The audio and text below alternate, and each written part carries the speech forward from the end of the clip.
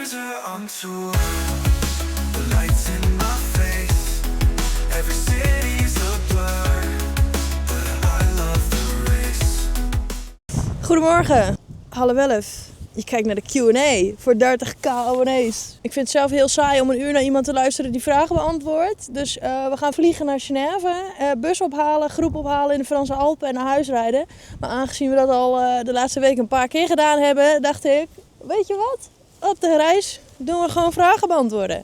Van de Q&A die zijn gesteld onder de video's. Ik heb er een heleboel verzameld.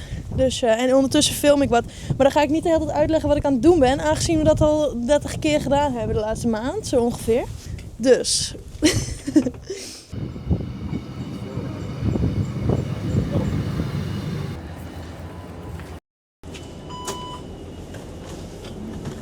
Het begint meteen alweer goed, want ik zit in de trein naar Groningen. En ik had eigenlijk naar Leeuwarden gemoeten, zodat ik niet hoef over te stappen in Zwolle. Maar nu moet ik dus overstappen in Zwolle, omdat ik via Groningen reis. Terwijl ik de vorige keer alleen maar via Groningen rechtstreeks kon. Niet goed gekeken. Ik ga nooit met de trein. Hou op. Er komt een dag dat het allemaal goed gaat. Allereerst bedankt voor 30.000 abonnees. Dat is toch ziek dat dat in 8-9 maanden gelukt is. Weo. Had ik niet verwacht. Ik had een community post op YouTube gezet en daaronder waren heel veel vragen gezet. En die heb ik er nu bij gepakt. Dus die gaan we eens eventjes beantwoorden. Ja, er waren ook heel veel vragen dubbel gesteld. Dus die ga ik natuurlijk niet dubbel beantwoorden. Maar als ik dan je naam niet noem, weet dat ik het allemaal gelezen heb. Ik geef eerst even een update over de motortheorie. Want dat zei ik in de vorige video. Dat ik dan dinsdag motortheorie had. En dat ik in 2 dagen dat hele boek in mijn kop moest stampen. Dat is gelukt. Dus ik heb mijn motortheorie gehaald. En ik heb ook een intakeles gedaan. En ik ga daar nog wel wat van laten zien. Dus daar ben ik wel heel blij mee. En het heeft allemaal geen haast. En ik heb ook geen tijd. De rijschool heeft deze maand geen tijd. Ik heb in maart geen tijd. Dus het zal pas na april worden dat ik eens een keer begin met echt lessen. Maar dat is niet erg. Het is gewoon voor de fun. En niet omdat het moet. Dat is toch weer typisch dat ik hier in mijn eentje ga staan en dat er dan 3 mensen naast mij komen staan. Pionier Forever die vraagt: heb je wel eens gedragingen in de bus gehad waarvan je dacht, nu rij ik niet meer verder voordat dit wordt opgelost? Zeker. Ik heb een keertje voetbalsupporters in de bus gehad die maar de hele tent afbraken en mij zaten uit te schelden voor weet ik veel wat voor hoer. En dan heb je wel 2 stewards mee. Maar die steward zat ook gewoon bier te drinken. En die dacht ook, als ik nu mijn bek los trek, krijg ik zelf te klappen. Dus ik zat daar eigenlijk helemaal niet chill. Als je met voetbal rijdt, rij je vaak in clusters. Dus dan rij je bijvoorbeeld met 8 of 10 of 20 bussen achter elkaar. En dan mag je niet je cluster verlaten. Je mag niet alleen gaan rijden. Dat heeft met veiligheid te maken. Elk cluster krijgt een andere aanrijroute. Dus ik was aan het wachten op de rest van mijn cluster. Dat was de opdracht die ik kreeg. En toen was het rijden, dit en dat. Ja, ze moesten natuurlijk naar de wc. Het toilet was al vol gepist tot aan de rand. Dus had ik op slot gedraaid. Want ze hadden niet geluisterd naar mij. En niet doorgetrokken. Dus die wc die zat helemaal tot aan de rand en toe vol. Dus ik had hem dicht gedaan. Hebben ze de deur daar opengetrokken. Nou, weet ik veel. Dat was niet het enige wat ze gesloopt hadden. Maar toen gingen ze naar buiten. En toen hebben ze de ramen van een andere bus ingetrapt of ingegooid. Toen dacht ik, en nu? De helft was binnen, de helft was buiten. Als ik nu de deur dicht doe, dan gooien ze mijn bus in. Als ik ze open laat, heb je kans dat die andere supporters in mijn bus komen. Dat was niet prettig. Maar ja, wat moet je doen? Wat moet ik nou doen? Tegen 50 doorgesnoven gasten. Daar kun je niet zoveel tegen beginnen. Ik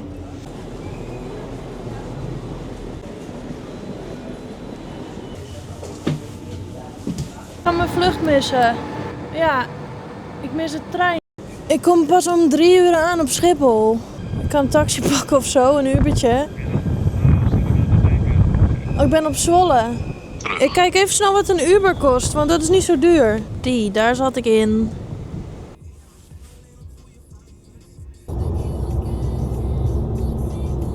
Thanks to deze taxi meneer. Zijn we op Schiphol.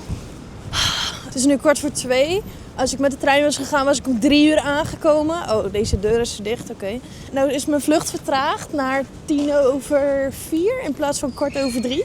Maar dan was het dus nog krap geweest als ik om 3 uur pas was aangekomen. Dus, oh, ik moet ook heel nodig plassen. Maar we gaan eerst even die koffer dumpen en zorgen dat we bij de goede gate en zo zijn. Dit komt anders niet goed. Oké, en nu? Ik weet helemaal niet hoe dit werkt. Hoi. Kan je mij helpen? Ja, zeker. Ik, Je wil bagage inchecken? ja. Daar, rechtdoor. Oké, top. Ja, Oké. dank je. Maar ik denk wel dat we verstandig hebben gekozen hoor. Want anders dan was het alsnog vliegen hier.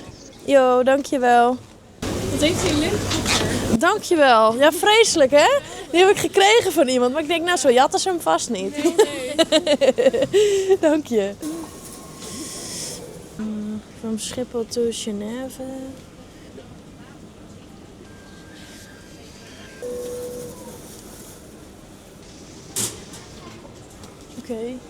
Oké, vaag. Die koffer die verdwijnt. Nou, de groeten. Veel plezier ermee. En nu naar gate C13. Ik stond dus net op de roltrap op Zwolle achter een of andere oma, wou ik zeggen. Een dame met een hele grote tas. Dus dat duurde vet lang. Ik kon die hele roltrap niet op. Dus toen ik eindelijk weer boven was, want ik moest weer naar boven. Toen had ik dus die trein gemist. Als die mevrouw met die grote tas nou even die tas had ingetrokken, kon ik eromheen. Ja, ik kan ook vragen, pardon, mag ik er langs? Maar ik had niet het idee dat ik zoveel haast had. Dus heel stom. En in de app staat dus dat de overstap, dat het halen van de overstap niet mogelijk was. Nou, misschien mijn schuld, maar misschien ook die van de trein. I don't know. Gadverdamme, ik moest mijn hele thermosbeker met koffie atten, want die was ik vergeten leeg te gooien. Want ik was überhaupt vergeten dat ik hem gevuld had. Dus als ik zo rare dingen ga doen, dan weet je even dat het komt omdat ik net een thermosbeker vol heb geat.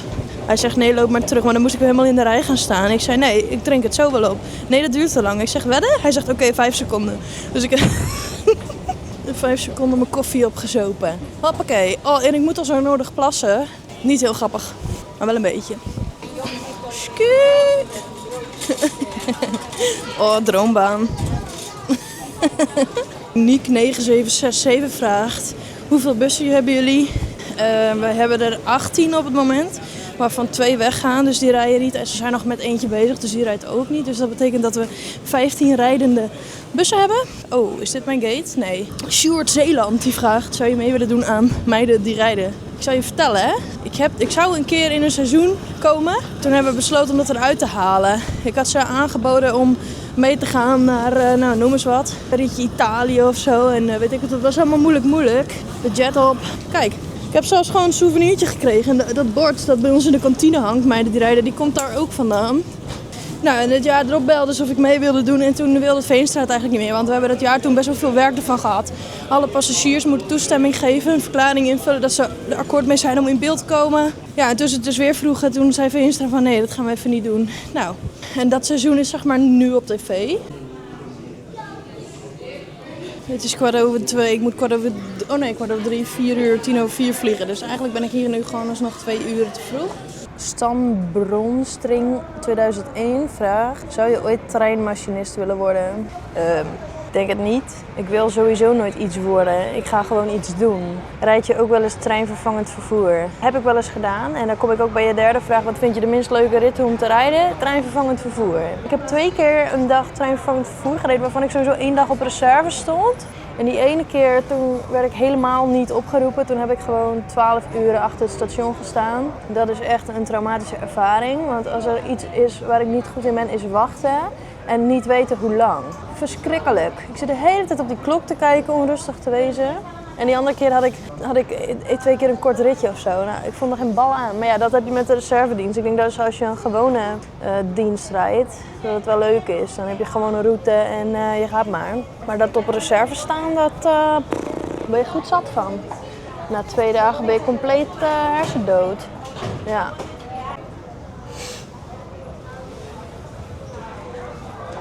Ton Wijsman die vraagt: kun je aangeven wat je grootste irritatiepuntjes zijn tijdens de rit? Mag zowel qua passagiers als qua medeweggebruikers zijn. Nou, passagiers is respectloos gedrag, zwijnenstal ervan maken, niet luisteren. Nou, wat ik zeg, ik vind ook onbeleefd dat als ik mijn praatje hou en dat iedereen door blijft praten. Dat ik zeg van hallo, mag ik even de aandacht? En ik zeg, het duurt maar 1 minuutje.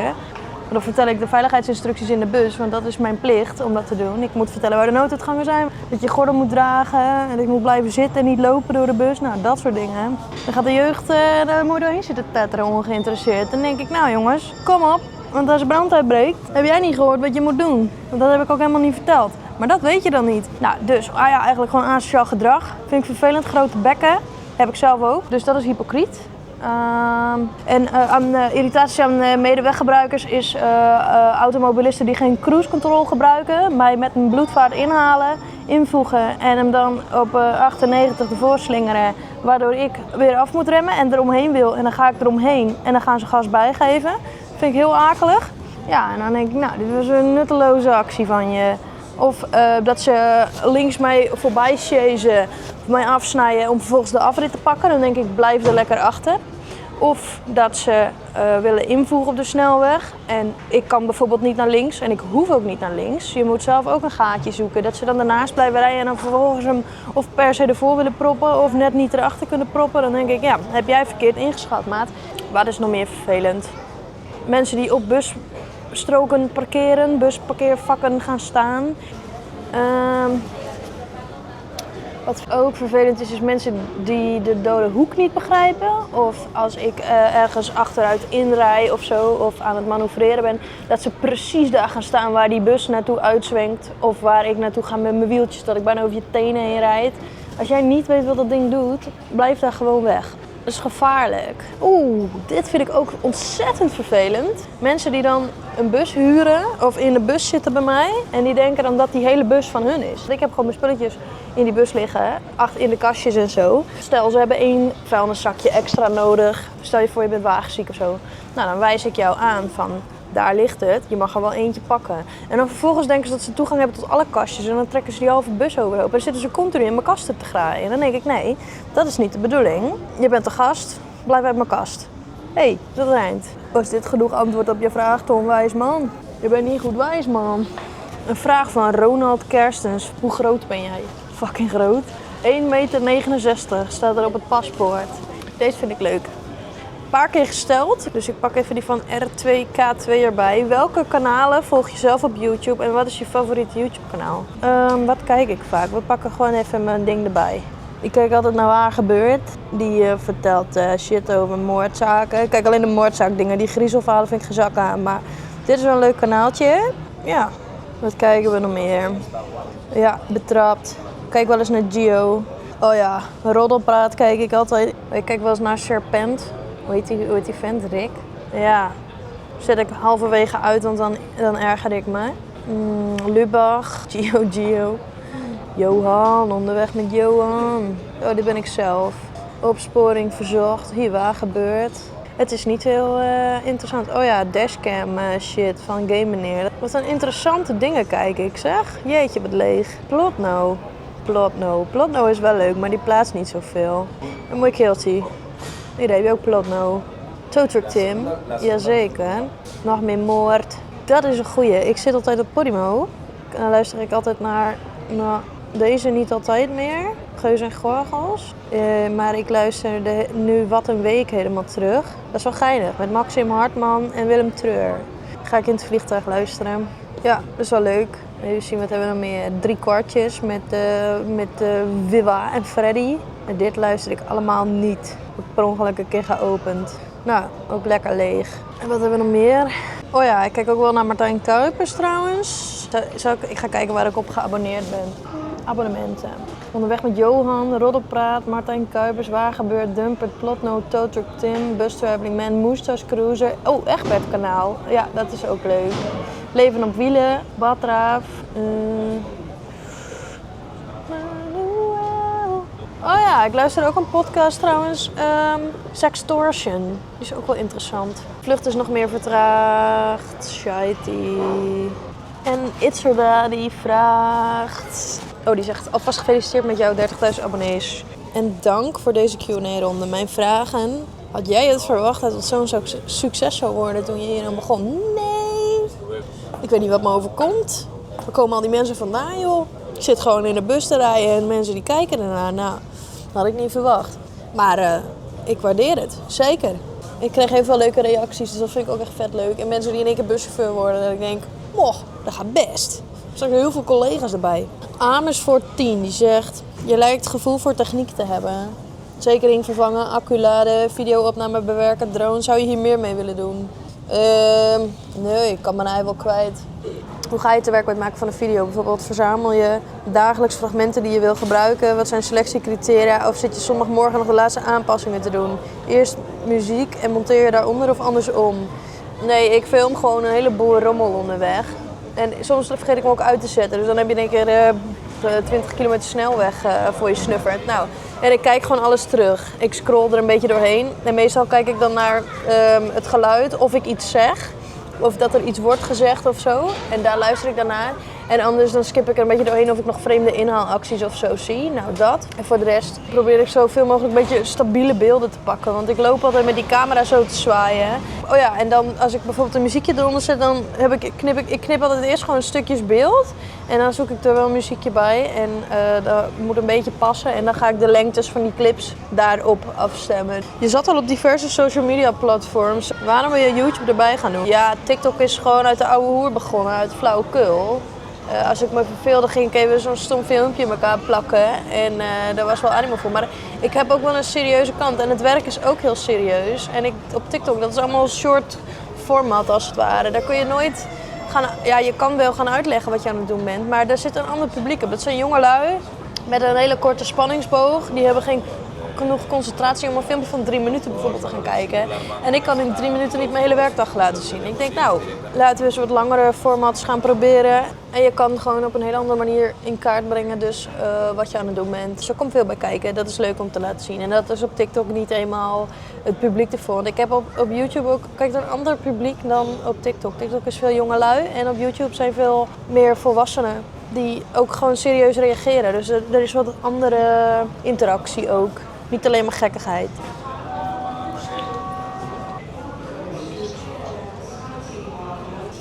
En nog een vraag. Hoeveel besteed je wekelijks aan monteren van je YouTube-video? Hoeveel tijd? Nou, ik moet alles terugkijken. En ik ben sowieso 1 hele dag bezig met beelden terugkijken. Als ik thuis ben, dan ga ik echt om 9 uur 's ochtends zitten en soms kom ik er 11 uur 's avonds pas achterweg. En tussendoor doe ik wasjes en soms ga ik er even uit voor boodschappen en zo, dat soort dingen. Als ik 3 uur per dag aan materiaal heb, moet ik allemaal selecteren. Dus daar ben ik gewoon veel te lang mee bezig. Dat is mijn eigen schuld. Je kan ook gewoon wat minder vaak filmen. Maar ja, dat is mijn probleem. Hoeveel tijd besteed je per week eraan? Nou, ik denk wel 24 uur. Ja, makkelijk. Inmiddels, het is 4:30. Ik zou om 2:15 in de lucht gaan, maar dat is allemaal even anders gelopen dan we dachten. Traging 1,5 uur en nu kan ik eindelijk instappen. Altijd achteraf, was dat taxietje niet nodig, maar goed.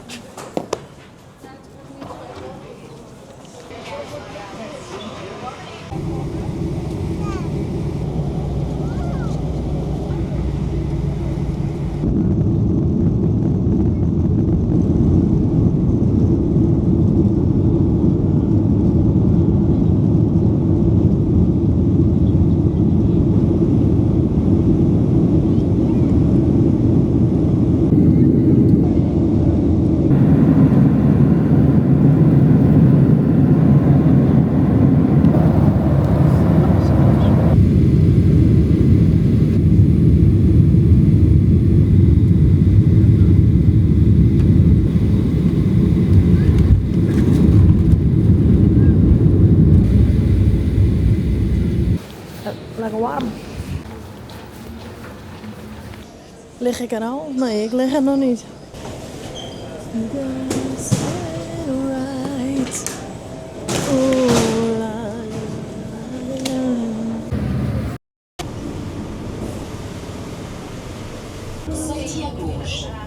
Niks. Moet je eens kijken dan. Het staat hier nou onder de brug. 2 mooie Van Holtjes. Kira is er ook even. Op het hele spektakel van vanmorgen na. Best gelopen. Busje staat er. Machtig.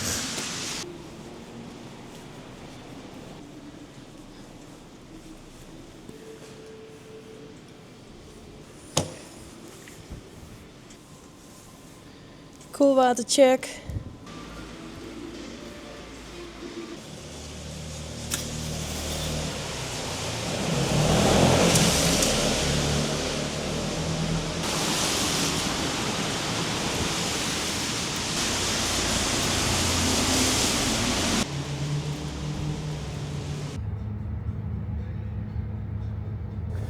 Wie hebben we daar?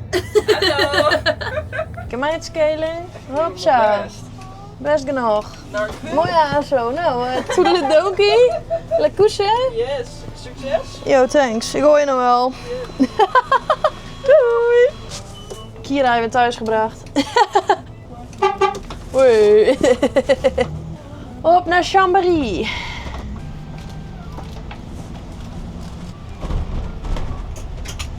...90 kilometer, dus laten we zeggen... Even kijken, waar moet ik heen? Een uur en een kwartier. Dan hebben we die morgen alweer bespaard. Daarom ga ik nu in een hotel... ...nou, wat meer richting waar de groep zit... ...ga ik slapen vanavond. Morgenavond gaan we dan bergop. Groep ophalen. Berg af. Nou, dan ben ik al... bergopwaarts al zeker 2 uren kwijt, schijnt. En dan weer bergje af en naar de afloslocatie, dan zou ik te veel tijd kwijt zijn. Dus vandaar dat ik nu alvast even een uurtje pak. Mooi, over de grens.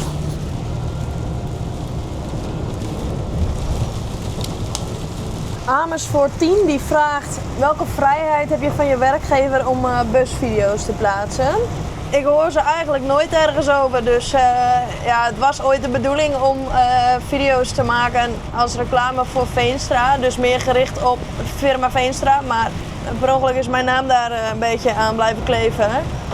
Ik zou dat doen voor een vergoeding, maar aangezien het nu helemaal voor mezelf is, heb ik gezegd van ik hoef er niks voor. Maar dan moet je wel het vertrouwen erin hebben dat ik gewoon maak wat ik maak en plaats wat ik plaats. En dan moet je mij die vrijheid geven. Dus dat is eigenlijk hoe we het doen. Ik doe de vragen die ik in de vorige Q&A heb beantwoord, doe ik niet hoor. Met welke landen wil je nog graag heen en zo. Nou ja, trouwens, het korte antwoord, alle nieuwe landen. Alles waar ik nog niet ben geweest, wil ik graag heen. Jeen de Zwart die vraagt, hey Terza, krijg je ook positieve reacties van de directie Veenstra? Spreken ze jou wel eens aan over de vlogs? Ik vind het in ieder geval geweldig en ik hoop dat je er lang mee doorgaat. Groetjes Jeen, zegt hij. Nou, ik weet niet. Zij zijn een beetje te druk om naar het gejeuzel van mij te luisteren, geloof ik. Ja, er komt wel eens wat te sprake. Dus ik denk dat ze stiekem met een schuin oog wel meekijken. Hè? En ik weet dat onze planning sowieso kijkt. Want dan kom ik op de zaak en dan is hij alweer op de hoogte van wat er allemaal gebeurd was onderweg. Dus Joop.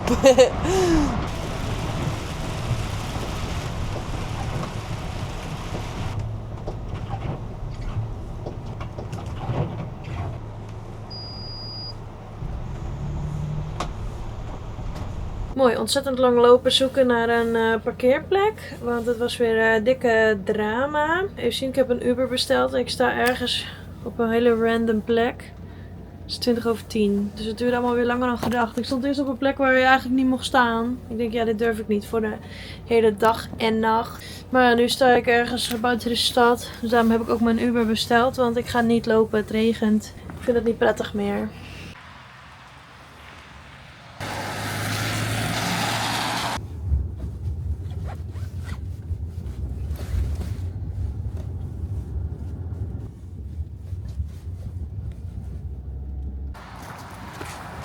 Oei. Even zien, even een trapje op. Oh, er gaat wel licht branden. En dan rechtsaf. Ja, hij is open. Nou. Heel apart. Nou, die Uber die zet mij af. En is het hier? Ik zeg, ja, ik heb geen idee. En dan zat er bij mijn papieren dus een beschrijving. Je moet rechts om het gebouw heen, groene trap op, dan kom je op het terras en de deur is open en binnen vind je de sleutel. En dat was ook zo. Welkom in mijn appartement. Oh jeetje, oh wat schattig. Heel vaag wel. Boekje voor te slapen gaan.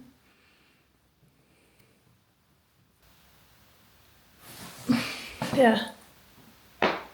Dat is echt vaag. Waar ben ik soms ook?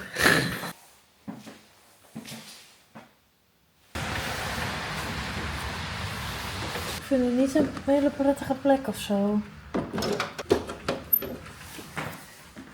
Hier zitten gewoon mensen wonen hier beneden, hè? Ik ben gewoon in een huis en dan boven.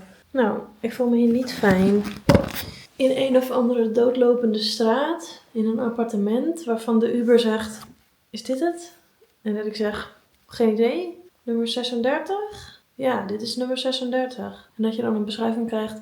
Rechts achterom, de tuin in, de groene trap op en dan rechts en dan de deur is open. Nou, met andere woorden, iedereen kan erin. Ja, nu zit hij wel op slot. Als mij hier wat overkomt, dan vinden ze me nooit weer terug. Vage shit. Het ziet er gerust goed uit hoor, maar... Nou, de bus is gelukkig relatief dichtbij. Ik ga er eerst even een nachtje over slapen. We hoeven morgen pas in de avond weg, dus we kunnen de hele dag doen wat we willen. Lekker koesen en tot morgen. Goedemorgen. 9:45. Ik heb eigenlijk best wel goed geslapen. Dus ik ga eens even kijken waar ik nou eigenlijk ben. Ik durfde dus gisteren niet meer naar buiten te kijken.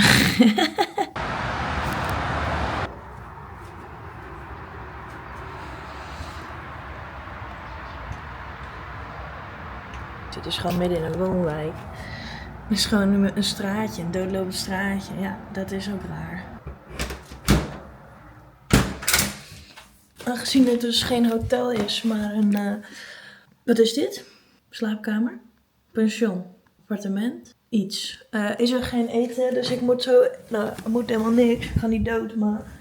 Ik ga naar de winkel, want... Nou ja, ik heb hier ook helemaal niks te zoeken verder. We gaan naar de sportschool. En misschien dat ik dan straks nog even kan slapen.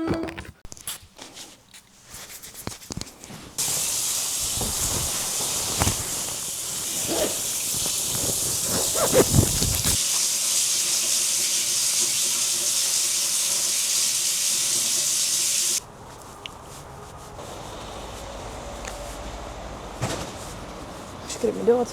Nina, Nina, die vraagt: wat is je grootste uitdaging in je werk? Altijd het kopje erbij hebben, aanstaan. Het mentale spelletje soms. Bas de Nijs vraagt: hoe blijf je zo rustig als je de bus moet manoeuvreren in drukke straten terwijl passagiers aan het praten zijn? Nou, daar sluit je je voor af.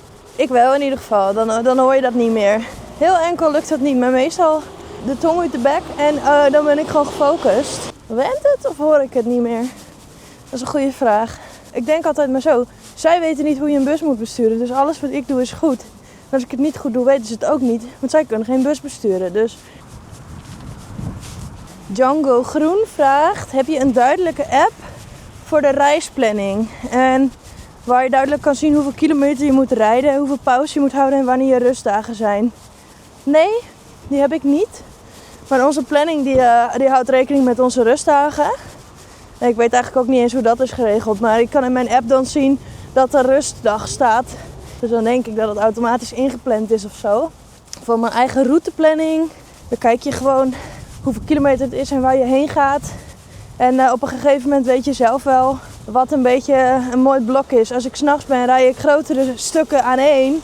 Omdat je ervan uitgaat dat de mensen slapen. Want overdag als je wakker bent moet je vaker plassen en weet ik het wat. En willen mensen dingen kopen en de benen strekken. Ja, dat kan je niet van tevoren zeggen. Het hangt echt ook van de bestemming af, van de groep, van het tijdstip. Je kan natuurlijk ook gaan kijken wat is de beste plek om te stoppen. Op heel veel plekken is 's nachts alles dicht. Dus als je weet van nou deze is 's nachts open, dan kun je natuurlijk het beste daar even stoppen. Of hier zit 's avonds om dat tijdstip bij McDonald's, waar de jeugd altijd heen wil, kun je beter daar even stoppen.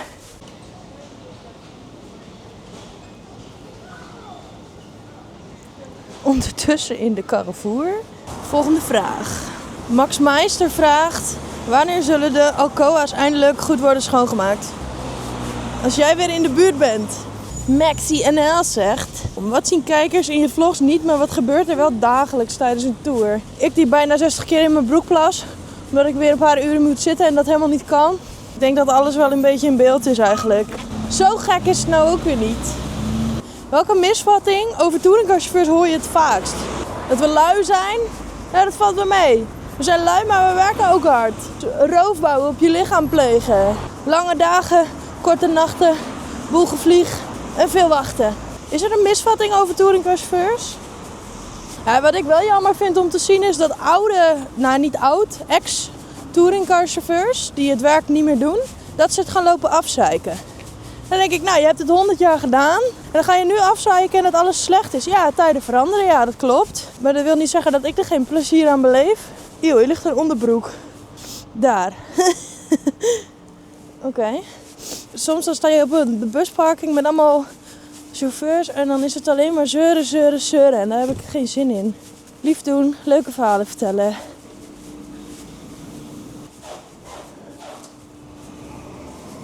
Ork, ork, ork. Kwark eet je met een vork.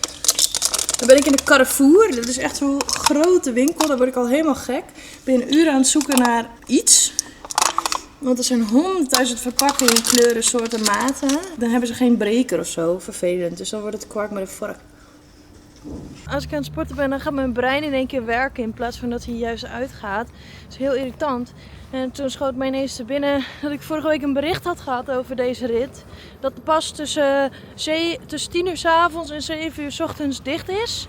Maar ook tussen 7 en 8. Dus dat is precies vervelend, want wij willen om 10 uur vertrekken. En dan sluit dus de pas. Dus dat zou betekenen dat we het dorp niet meer uitkomen. Dus in plaats van dat ik nu hier uiterlijk om 8 uur wegrijd, ga ik nu 6:30 hier weg. 2 uur. Ik ga nog even douchen en nog even slapen. Tot later.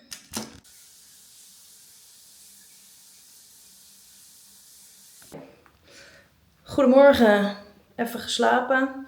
Wat is even? Ik denk een half uur. Van 2:30 tot 3. Het is inmiddels 6 uur. Ik ben in de kleren. Klaar om te gaan. Dat bericht wat ik dus vanmiddag kreeg zorgt ervoor dat ik niet tussen 7 en 8 over de pas kan. Dus ik moet zorgen dat ik na 8 uur daar ben. En voor 10 uur er weer weg ben. We hebben gewoon nog een beetje een planning ook waar we ons aan moeten houden. Dus het heeft ook geen zin om eerder te rijden, want dan ben ik daar te vroeg en dan moet ik wachten. Let's go to the bus. En wat vond ik onderin mijn koffer? Mijn naambord. Helemaal vergeten.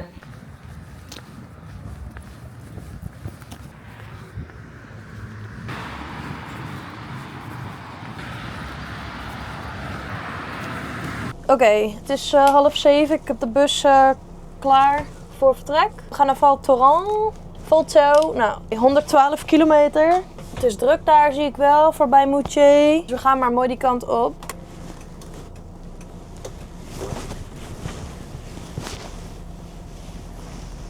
Richting Albertville.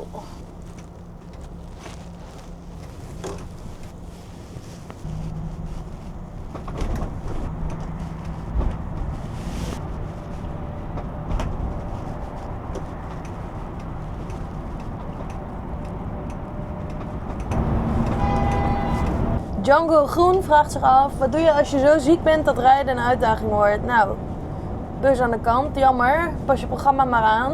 Ik ben niet zo van het ziek melden. Dat was bij ons thuis altijd zo, eerst gewoon gaan en als het echt niet gaat, kan je altijd nog naar huis. Nou is dat in dit werk misschien een beetje lastig.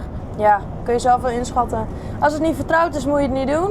Echi83 die zegt, in de laatste vlog van Oostenrijk blijf je de hele week in Oostenrijk. Terwijl je in de video van Frankrijk tussendoor naar huis vliegt. Mag je dat zelf kiezen of wordt dit geregeld voor jullie? Het hangt van heel veel dingen af. Het hangt met heel veel dingen samen.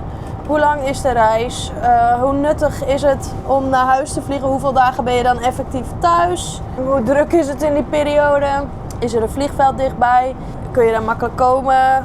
Is de bus nodig? Kijk, toen ik uit Frankrijk terugvloog, ben ik 1 dag thuis geweest. En toen ging ik weer met een bus dubbel bemand op. Dus toen ben ik als chauffeur gewoon weer ingezet. Maar ik ben ook wel eens naar huis gevlogen en dat ik thuis ook niks deed, omdat er dan niks te doen was. Wat is dan het voordeel? Dan zit ik bijvoorbeeld 2-3 dagen thuis en dan krijg ik niet betaald. Als ik op een locatie blijf, betalen ze mijn hotel, betalen ze mijn onkosten, krijg ik 8 uur per dag uitbetaald. En thuis natuurlijk niet, dus dan heb je wel een vliegticket. Kies ik dat zelf uit? Heel soms, zoals deze week. In eerste instantie zou ik ze brengen, zou ik daar blijven en zou ik ze naar huis rijden. Toen zei ik, nou weet je wat, dan zou ik hier wel 5 dagen of zo zitten, 6. Doe mij toch maar naar huis, ik vind het toch wel lang. En nou, dat resulteerde erin dat het een haal- en brengrit werd en niet een volledige rit. Ik ben nu in plaats van die rit ben ik in Parijs geweest en mijn collega heeft de heenreis gedaan. Houd je wat flexibeler. Als ik hier op een locatie zit, kun je niks met die chauffeur. En nu konden we nog in de hele planning schuiven. In principe regelt de planning dat allemaal. Verder was je nog benieuwd naar hoe dat geregeld is met verschillende soorten reizen. Jij noemt het verschil tussen meerdaagse reizen, dus scholierenvervoer, dagtochten. Bij ons is het zo dat je de heenreis het volledige aantal uren krijgt wat je erover doet. Dus vertrek tot aankomst Krijg je helemaal uitbetaald op de reisdag. En de tussenliggende dagen 8 uur. En op de terugreis krijg je weer gewoon het aantal uren dat je er daadwerkelijk over doet betaald. En qua salaris, ik heb 32 uur per week. Maar soms kom ik daar niet aan en meestal zit ik erboven. Dus eigenlijk rekenen we met jaaruren. Ik moet per jaar zoveel uren maken. Dus die 32 uur per week en dan over een jaar bekeken. Ik had de afgelopen jaar had ik 300 overuren. Het zijn eigenlijk niet echt overuren. Het is pas een overuur als je meer dan 40 uur in de week hebt gewerkt. Dus ik had 300 meer uren. Ik heb ze gewoon in 1 keer laten uitbetalen. En het allerbelangrijkste zeg je, ga vooral zo door met je vlogs. Thanks. Jan-Anne Rodenburg, of Jan-Anne Rodenburg, die vraagt of ik geen zin heb om de vrachtwagen op te gaan. Ja, soms wel, maar geen tijd. Lijkt me wel leuk. Ik wil wel eens een ritje doen. Geen tiet meer jong. Ja, je hebt wel tijd, want soms ben je 3 dagen thuis. Ja, dat klopt, maar het moet wel kunnen met de rijtijden. Mark van Klinken die zegt, je ziet jou bijna nooit op oudere bussen. Komt dat door het vloggen of zijn deze automaat? Nou snap ik die link niet helemaal, want ik heb mijn handgeschakeld rijbewijs ook. En ik heb alles bij ons geleerd op handgeschakelde bussen. Dus dat heeft daar niet zoveel mee te maken. Maar het hangt een beetje af van de reizen. Schoolvervoer kan prima in een oude bus. Die kindjes die kijken daar niet naar. Maar als iemand op vakantie gaat, dan willen ze wel een knap busje mee hebben. Dus dan krijgen ze de wat nieuwere bussen mee. Adriaan van der Kooi vraagt, stedentrip, zomervakantie, wintersport of dagtochten, wat vind je het leukst? Lastig. Stedentrip. Stedentrip? Ja, nee. Rondritten. Reizen waar je steeds verplaatst naar een ander gebied, naar een andere plek.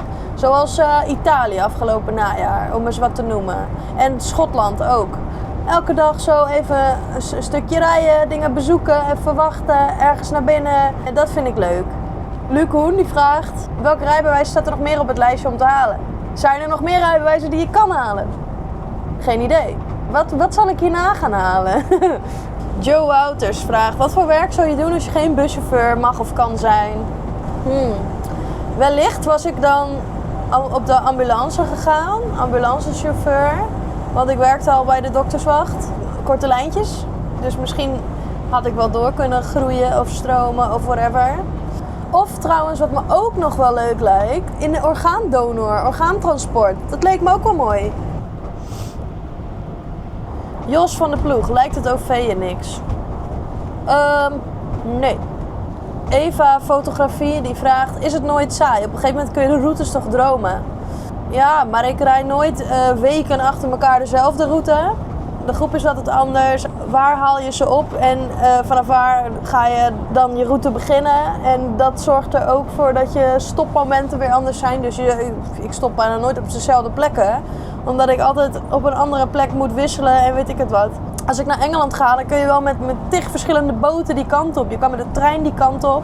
Het is bij ons nooit echt hetzelfde. Dus zelden dat ik 2 weken achter elkaar hetzelfde doe. Ik kop je er even bij, want we gaan klimmen. Ik raak hier links van de snelweg af en we gaan meteen de bergen in. Hartstikke idee. Op naar, waar ben ik? Moutier? Ja, bij Moutier eraf. 37 kilometer staat er op het bord. Dus ik doe mijn richting aan op een haarspeldbocht. Ja, dat wil wel opschieten inderdaad.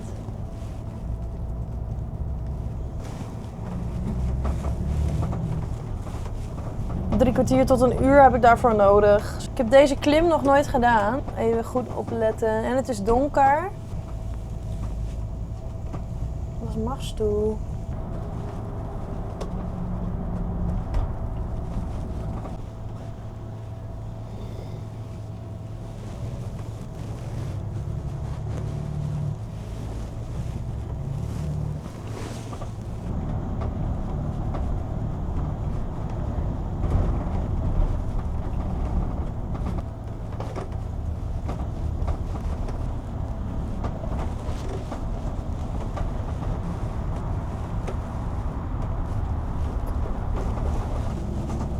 Wat als je hier ambulancechauffeur bent?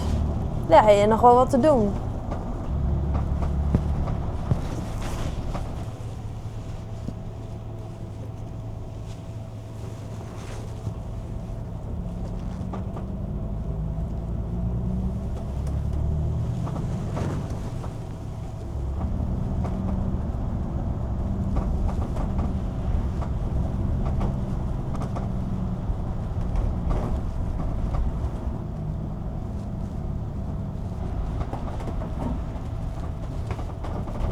dikke bult sneeuw hier op de weg.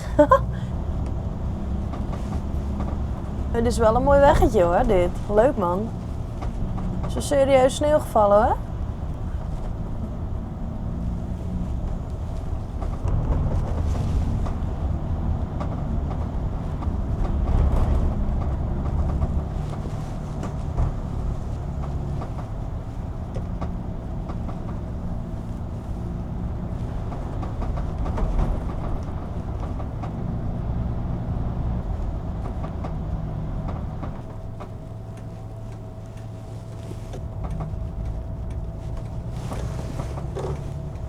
Rechtsaf.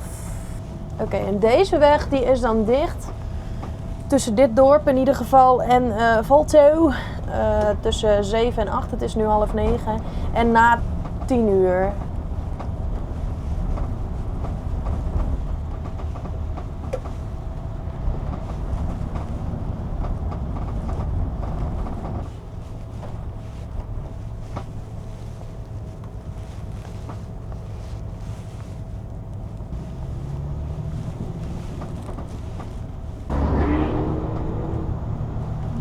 Kijk, hij is open. Daar stonden slagbomen.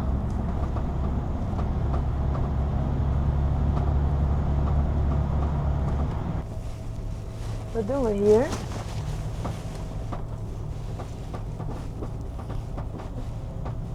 Sneeuwkettingen leggen. Er was een Nederlander trouwens met die kettingen. Dat is al de tweede Nederlander die ik zie met ketting in de weer. Kettingen, kettingen, wat kettingen.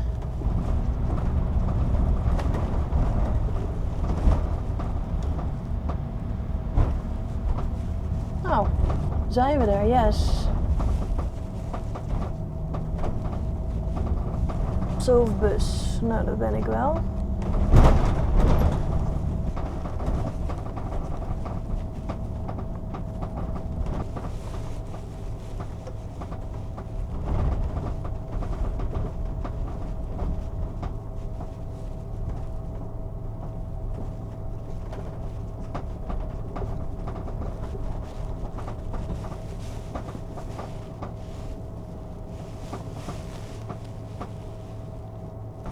Bij de blauwe lichten, zei hij.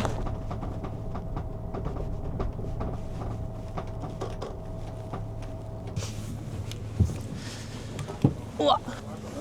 Yes.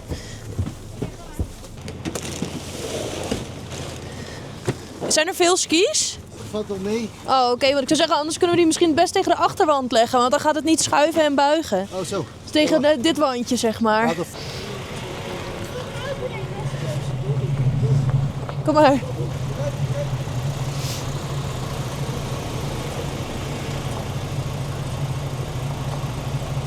Ja, dat gaat mooi. I'm going by bicycle tomorrow home to Sweden.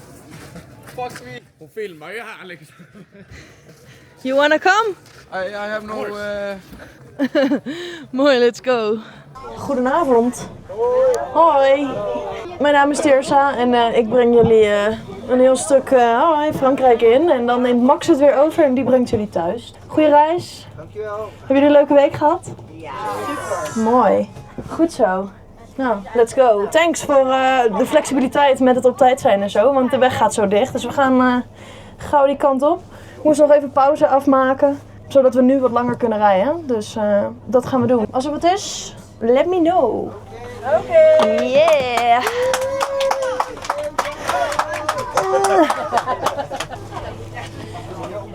Kwart over 9. We gaan. Het is 500 zoveel kilometer naar de wisselplek. 513 zegt hij. Wat zeg je? Ja, gaan jullie elk jaar? Oh ja, dat zijn mijn collega al. Ik weet niet, wie heeft jullie toen gebracht? Ja, ik. Weet jij nog? Ja, ik zag net ook nog mensen uitgraven, de route hier naartoe. Hele campers die verdwenen waren onder een pak sneeuw. Heel veel. Ja. Eigenlijk de hele week. Ja, waarom moeten we eigenlijk ook naar huis? Dit is Ja, maakt hij ver.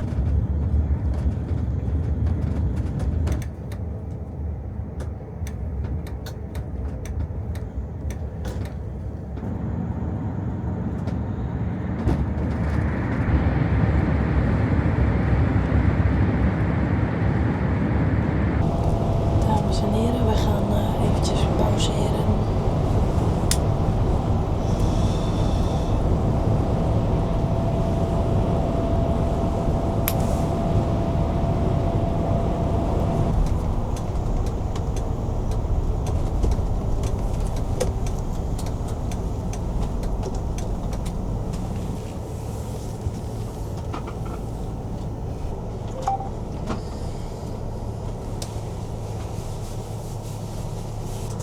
Graag om 1:30 weer bij de bus.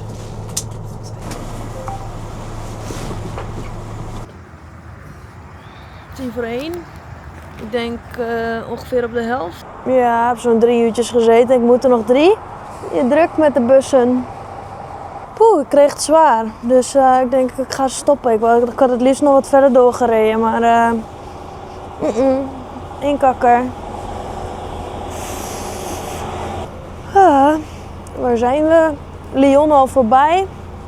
Ja, net onder Macon. Erde. Goeie vraag. Taponas. Even koffietje halen. Ja, van die afdaling net. Ja, dat snap ik, ja. Daar is ook geen zak aan zo eigenlijk. Als je niet zelf rijdt. Er waren nogal wat bochtjes. Nou, even kijken. 1:30 rijden we weg. Nog 240 kilometer. 4 uur bij de wissel. Maar je ging wel heel smooth vanaf. Gelukkig. Ja, nee. Deed mijn best.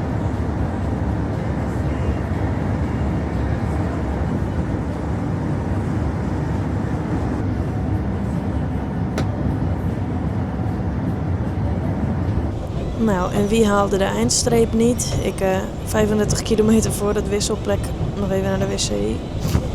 Nou, iedereen ligt toch te slapen, dus die hebben dat niet eens door.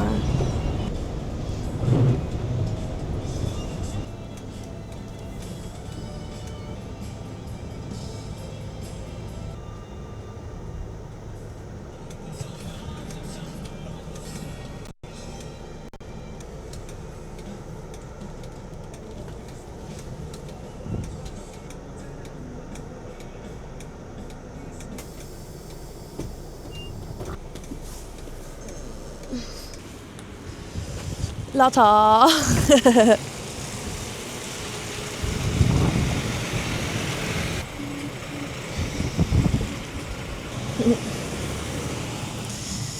Boy, afgelost. Op Huzan. Oh nee, lekker slapen ga ik. Beter. Hoe laat leven wij? 4:20. Best gelopen. Een half uurtje nog terug naar Langreis. Moeten we een stuk terugrijden.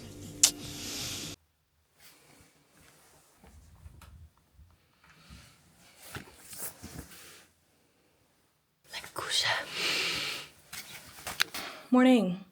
Verschrikkelijk geslapen. Bak herrie in het hotel. Klapperende deuren. Vanaf 8 uur vanochtend. Perum. Ik vind het mooi geweest. Echt zelden zo'n gehoorig hotel meegemaakt. Het is nog maar 750 kilometer gelukkig. Wat is dit voor apparaat? Even getankt en pinkelpauze gemaakt in Luxemburg. Bij Erde Capelle. En nou, dan gaan we weer door. 525 kilometer. Ik heb wel 250 gehad sowieso. Maxi NL vraagt: hoe ga je om met heimwee en vermoeidheid tijdens een lange tours? Heimwee heb ik niet echt. Het enige wat ik wel terugkerend vervelend vind is: soms ben je gewoon omringd zijn door mensen bij wie je je prettig voelt. Dus dat is familie of vrienden of zo. Dat je gewoon op de bank ligt en niks tegen elkaar hoeft te zeggen en dat het goed is. En onderweg zijn het vaak ook wel hele geforceerde gesprekken. En soms ook met mensen waar je niet zoveel mee hebt. Ja, dan zit je de hele tijd over jezelf en over je werk en over de reis en over de omgeving te lullen. En dan mis je gewoon even dat laagdrempelige, relaxte, simpel. Dus ik merk ook dat ik steeds vaker eens even met mensen bel of zo. Omdat ik mijn eigen gedachten soms zat ben. En vermoeidheid tijdens de lange tours. Ja, ik probeer altijd mijn rust te pakken waar het mogelijk is. Ik ga na een aflos altijd op mijn nest liggen. Ik stap nooit direct in een auto door naar huis, ook al zou het binnen mijn diensturen kunnen. Hè. Ik ga altijd gewoon slapen. Als ik overdag ook eens zoiets heb van ik ben moe, nou dan ga ik chillen in de bus. Dan ga ik niet de stad in slenteren omdat ik toevallig in een leuke stad sta. Nee, s'avonds een beetje op tijd op bed. Ja, in zo'n hotelkamer doe je verder toch niks. Ik hoef geen tv te kijken, dat doe ik thuis ook nooit. Ik vind dat wel belangrijk om gewoon waar het kan mijn rust te pakken. Want er zijn ook momenten dat het niet kan. Ja, je haalt het niet weer in. Ja, wat doe je eraan? Liters koffie wegtikken. Adriana vraagt, wat was je allerergste busreis? Ik denk vorig jaar in mei of zoiets. Toen kwam ik terug uit Londen. We zaten buiten Londen op een of andere onmogelijke plek. Ik moest dus 's ochtends de groep even naar de metro brengen. En dan de hele dag wachten, eigen tijd. En dan moest ik ze weer bij de metro ophalen. En dat was het. Maar ik had een dubbeldekker met een skibak, dus ik ging niet echt voor de lol de stad in. Daarbij kwam dat het een eind van bus naar hotel was. Ik had niks te doen. Ik was toen ook al heel lang onderweg. In de zin van heel veel reizen achter elkaar gemaakt. Dus ik was ook een beetje uitgereisd eigenlijk op dat moment. Ik voelde me daar zo alleen, zo eenzaam. Ik kwam ook echt thuis. Ik heb ook meteen een gesprek aangevraagd. Ik zei, ik wil nu even niet meer lege programma's hebben. Ik wil nu even wat doen onderweg. Want het was al de zoveelste reis achter elkaar dat ik gewoon heel veel vrije tijd had. Dat voelt dan de hele dag als wachten. Ik voelde me daar zo leeg en eenzaam en nutteloos en sad. Ik dacht echt, oh mijn god, ik wil hier zo graag weg. En het duurde jongen die week. Toen ben ik s'avonds, ik kwam terug. Ik bel mijn zus op. Ik zei, ik kom bij je. Dus ging ik bij mijn zus slapen. Ik denk, ik moet even bij iemand zijn. Even een knuffel. Ja, toen voelde ik me wel heel zielig eigenlijk. Busdrijver A321, ik denk dat je A3 heet, die vraagt, hebben jullie als chauffeur ook reservediensten? Zo ja, hoe vaak en hoe is dat gepland? Nee, hebben wij niet. Bij ons niet in ieder geval. Busdrijver A321 vraagt ook nog, heb je wel eens een lekker band gehad onderweg? En hoe wordt dat opgelost? In principe kunnen we dat zelf. Onder de bus hangt gewoon een reservewiel. We hebben alles aan boord. 2 potkrikjes en ding om het los te halen. Gereedschap, alles erop en eraan. Het hangt er vanaf waar je staat. Volgens mij is het op sommige plekken ook gewoon hartstikke verboden om langs de weg stil te staan en weet ik het wat. Dan word je gewoon weggesleept daar zo. Je zou hem er zo onder moeten kunnen zetten, een nieuwe. En anders de bandenboeren bellen. Erwin Davids die vraagt wat voor voertuig ik nog wel eens zou willen besturen. Een tank. Joni die vraagt of we ook EHBO krijgen als touringcarchauffeur. Of hoort het bij de code 95? Nou, we hebben het niet standaard. Het is wel één optie voor de code 95 geloof ik. Daar zit ook een rondje EHBO en zo bij. Maar verder is dat niet verplicht. Leon VSC vraagt, heb je zelf voor je busrijbewijs moeten betalen? Of doet de werkgever dit? Ik had helemaal niet de intentie om buschauffeur te worden. Dus ik was gewoon het rijbewijs aan het halen. Dus inderdaad heb ik zelf betaald. Maar we bieden ook de opleiding aan. En er zijn een heleboel touringcarbedrijven in Nederland die de opleiding aanbieden. In ruil voor dat je sowieso 2 jaar in dienst of zo moet blijven. Maar ik betaal het liever zelf. Want dan ben ik helemaal van niemand afhankelijk. En als ik er dan weer binnen een maand op uitgekeken ben, dan kan ik gewoon weg. Als je iets niet kan betalen, moet je er niet aan beginnen, vind ik. Maar dat ben ik. Vrijheid, blijheid. Westfree02 die vraagt, heb je tips voor mensen die touringcarchauffeur willen worden? Ja, ga niet doen alsof je alles al weet als je het niet weet. Neem tips aan van mensen die heel veel ervaring hebben. Vraag, bereid je voor. Hey, Veenstra, jongen. Vraag andere mensen die er al geweest zijn. En ik hoop voor je dat je een goede mentor of zo hebt die je opleidt. En dan luister daar gewoon naar. En doe je best. Raymond die vraagt... Dat vroeg hij niet. Raymond die vraagt, hoeveel bekeuring heb je gehad bij je werkgever? Boah, hou maar op. Ik had het eerste 1,5 jaar was ik schoon. Geen bekeuring of zo. En daarna heb ik toch wel een paar kleine schoonheidsfoutjes gemaakt hoor. Parkeren hier, iets te hard rijden daar. En dan met iets te hard bedoel ik 1 km per uur in Frankrijk hè. een bon voor €45 bij Nancy. Ja, daar staat een flitsertje. Nou, hartstikke idee, zonder geld. Hoeveel? Geen idee. Ik heb ze thuis wel liggen. Goed mijn best voor gedaan, toch? Pura Vida Camper vraagt, je bent altijd veel en lang van huis. Maar als je wil, mag je dan ook korte ritjes doen? Dagritjes? Zeker. Die doe ik ook wel tussendoor. Het komt nu even zo uit dat ik gewoon allemaal lange reizen achter elkaar heb. Maar ja, nee, in principe doen we allemaal al het werk. En er zijn trouwens wel chauffeurs die bijvoorbeeld niet echt buitenland rijden of geen meerdaagses. Omdat ze maar 1 dag in de week beschikbaar zijn of 2. Chris de Korte vraagt, welke ritten hebben je voorkeur, dag of nacht? Ja, dagritten. 'S'nachts is chill omdat er geen verkeer is of weinig en dat het rustig is en je gewoon lekker kunt doorrijden. Maar in dat donker staren word ik toch wel soms niet goed van. Dat komt omdat het zo rustig is in de bus en je niet keiharde muziek aan kan zitten en mee kan blaren. Maar Jan vraagt zich af of het altijd goed gaat met de chauffeurswissel, met sleutels en zo. Nou, kijk, we wisselen altijd van voertuig, maar ook van hotelkamer. Er zijn altijd 2 bedden in een hotelkamer en de eerste helft van de nacht slaapt de ene chauffeur daar en de andere helft van de nacht slaapt de andere chauffeur daar vaak. Dus je moet dan heel veel dingen doen. Ja, ik heb trouwens wel 1 keer gehad dat de afloschauffeur met de sleutel van de Congo wegreed. Ja, daar sta je dan, zonder auto. Dan heb je niks. En ze vragen ook nog, heb je een trucje om 's nachts wakker te blijven? Ja, de beste truc is meezingen, vreten. Dus ja, wat zijn trucjes? Als iemand trucjes heeft, vertel het me alsjeblieft. Druiven helpt op zich wel goed. Iemand met tips? Ja, bellen. Ik bel met mijn collega's het liefst de hele nacht door als ik het zwaar heb. Riepke Paulusma vraagt, is het ingewikkeld om je onregelmatige werktijden met je privéleven te combineren? Je bent vaak bij nacht en ontaai op pad en dat moet haast wel invloed hebben op zaken als vrienden, familie, sport, hobby's, huisdieren. Sport schiet er compleet bij in. Voordat ik buschauffeur werd, was ik heel vaak in de sportschool.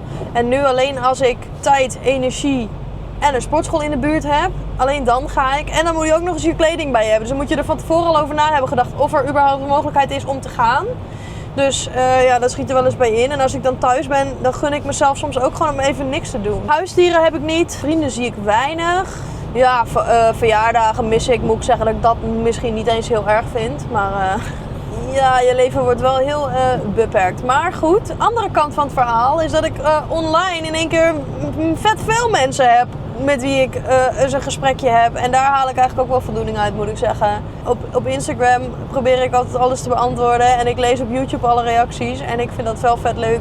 Dus dat is wel weer leuk.